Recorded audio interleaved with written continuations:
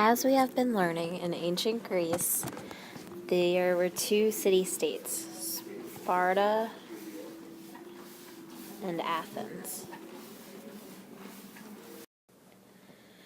To review, in Sparta, the military was most important.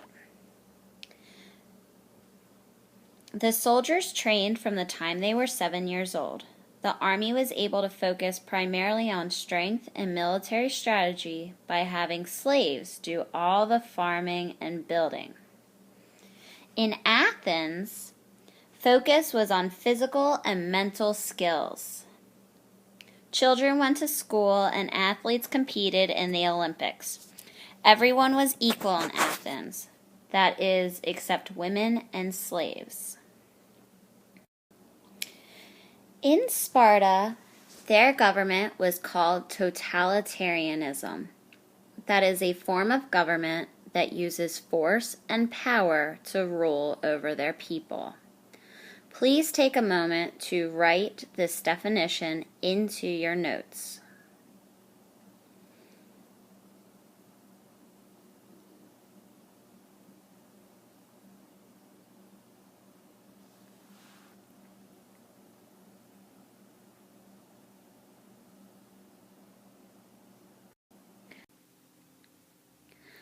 The Spartan social structure supported totalitarianism. As you can see, the Spartites were at the top, followed by the Parisii and the Heliots. The Spartites were naturally born into Spartan families, and all the men were expected to become Spartan soldiers. The Parisii did not have Spartan parents, or they were never trained as soldiers. Therefore, they had very little role in the government. However, they could serve as merchants and artisans. The Heliots were born as slaves and would most likely never get to change their social status. They could not do anything without the Spartites telling them they could. Let's compare Sparta's government to our own. Remember, in our government, our executive branch is the president.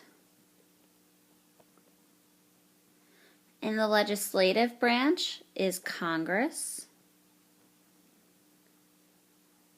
And the judicial branch is our courts. In Sparta, there were 5 people who had unlimited power. This group of people would then elect kings. There were 2 kings total in Sparta. The Congress, or the legislative branch in Sparta, was made up of a council of elders. These were 28 members of Spartan society who were over the age of 60. They would propose laws. The laws would then be determined by an assembly. The assembly was made up of all the citizens over the age of 20. They voted on major policies. Compare these 2 groups to our House of Representatives and our Senate. The judicial branch in Sparta was the kings. The kings served as society's judges.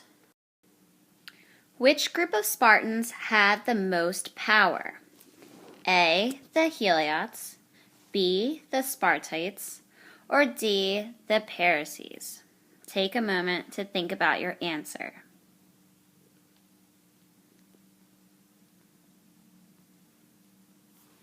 If you chose B, you were correct. Now we can move on to learn about Athens' government. Athens' government was called a democracy. A democracy is a form of government in which all citizens are equal before the law and participate in the government. Please take a moment to copy this definition into your notes.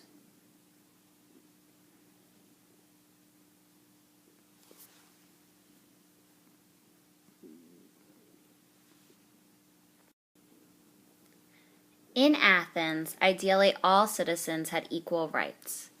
They were supposed to all be able to vote on the laws and make community decisions together. However, not everyone in society was allowed to become citizens. Women and slaves were denied citizenship in Athens. Eventually, slaves were freed in Athens. This led to the creation of a direct democracy where the individuals or citizens were able to elect an assembly. The assembly was a smaller group of citizens who would make big decisions. In Athens, their executive branch, similar to our president, was actually 9 rulers, and they were given limited power by the assembly. The executive branch was important because they could make quick decisions. The legislative branch was made up of 2 different groups, the council and the assembly. The council was made up of 500 males. That's a lot of people. And they were all over the age of 30. They would create laws. Then the council would have to propose the laws to the assembly. The assembly was made up of all male citizens over the age of 20. This group of people, the assembly, had the full and final power. The judicial branch was a very large jury system. They would use secret ballots in order to cast their verdict. Which group of people were originally unable to participate in the Athenian government? A. Farmers, B. Slaves, or C. Uneducated?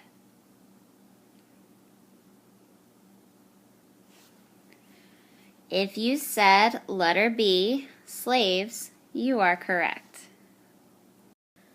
As I read this quote, think if you believe the quote belongs to Athens or Spartan society. The fundamental motif through all the centuries has been the principle that force and power are the determining factors. All development is struggle. Only force rules. Force is the first law. Only through struggle have states and the world become great. If one should ask whether this struggle is gruesome, then the only answer could be, for the weak, yes. For humanity as a whole, no. Instead of everlasting struggle, the world preaches cowardly pacifism and everlasting peace. These 3 things, considered in the light of their ultimate consequences, are the causes of the downfall of all humanity. Take a moment to reread the quote and think if you believe it would come from Athens or Sparta.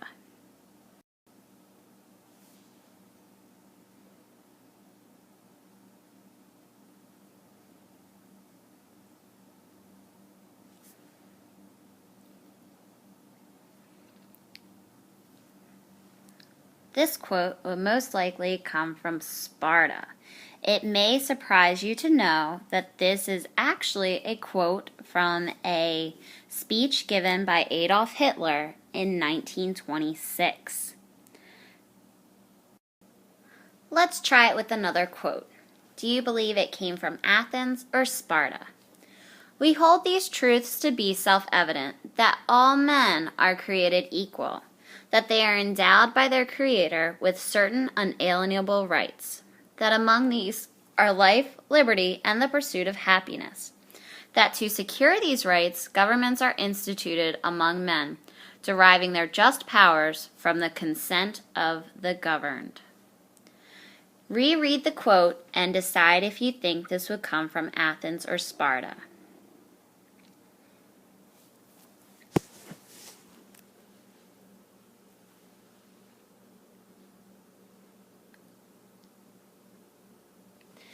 If you said Athens, you would be correct.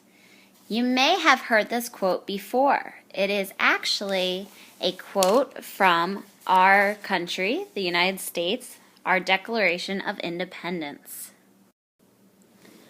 We will now be reviewing the governments of Sparta and Athens. In Sparta, their government was a totalitarianism.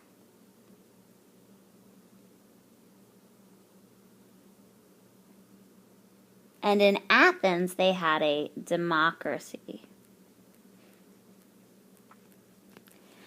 Both of these types of government had similar branches of government to our own. However, each branch looked very different than what we're used to.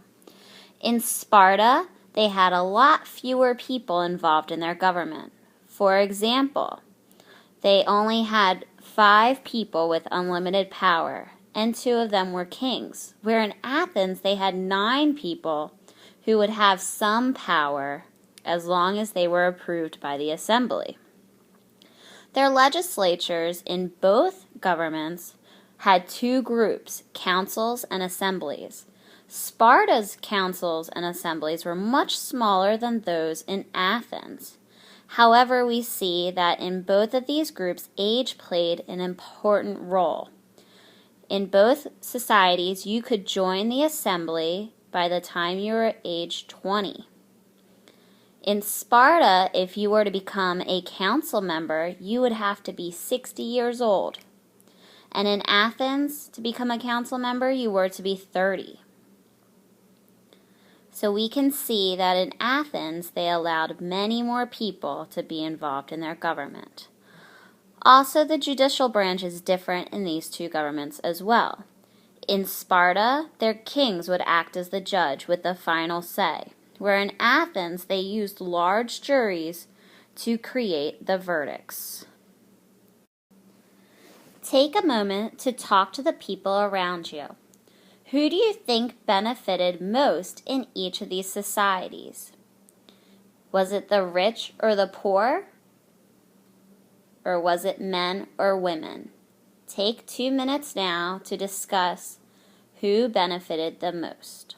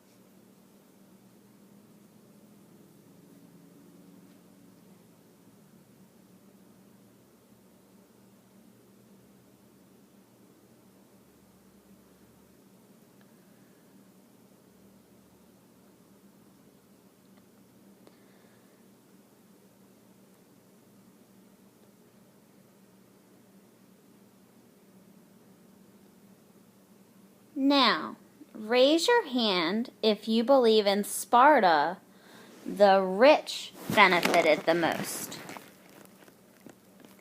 Raise your hand if you think the poor did. Very good. Raise your hand now if in Sparta you thought men benefited most in each society. Or did the women? Raise your hand. Now let's think about Athens. Who do you think benefited most in society in Athens? Was it the rich? Raise your hand. Or was it the poor? Do you believe that men benefited the most in each society? Or was it the women? I see that we have all chosen that for both societies, the rich and men were most beneficial. You will now have an assignment to do. You are to write a 2-paragraph paper about which society you would rather live in and why. Would you rather live in Sparta or in Athens? Explain why you liked one government system over the other. Also include which part of society you would have ideally belonged to. Good luck!